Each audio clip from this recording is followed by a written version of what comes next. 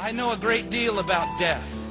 As a young missionary, I lived for many years in a country that was torn apart by war. In that time, 23,000 people died. Sometimes to get the mail, I would have to walk over a dead body. The beauty of man is destroyed by death. The hope of all men destroyed by death. In my family, it has been torn apart by death. My brother was killed when he was 6 years old. My father died in my arms in the middle of a field. And a few years ago, I preached the funeral of my sister. I know much about death, but death is too strong of an enemy to overcome. No matter how much you wrestle him, no matter how much you fight against him, no matter how much you live in self-denial that he is not going to knock on your door, know this, that he is coming for you. And there is nothing you can do about it.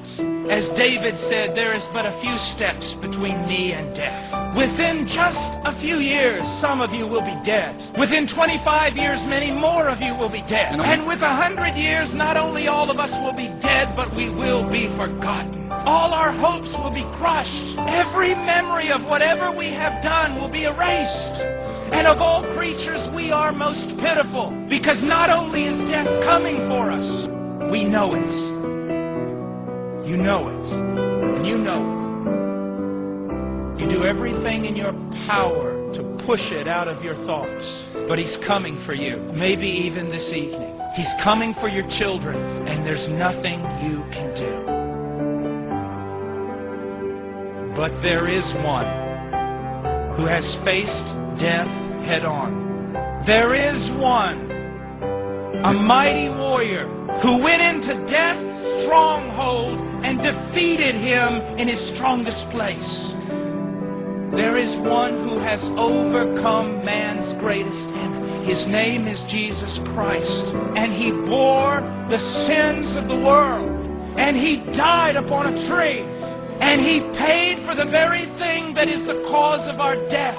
And on the third day, the Father raised him from the dead. And on the third day, the Holy Spirit raised him from the dead. And on the third day, he raised himself from the dead. And now the smallest, weakest believer can look death right in the face and say, "Oh, death, where is your victory?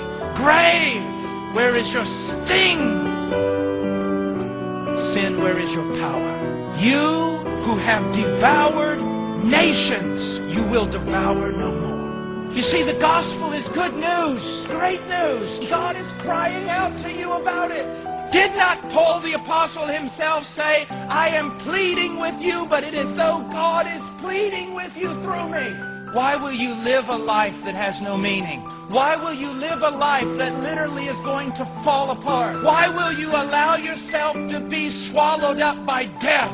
Why don't you come to Christ? What is holding you? What is this thing that has control of your mind and your heart? Come to Christ. You say, "Oh, it's too good to be true." It is true. You say, "Oh, I'm too great a sinner." You are not greater than the Christ, are you? You do not have more power than his grace, do you? Come to him.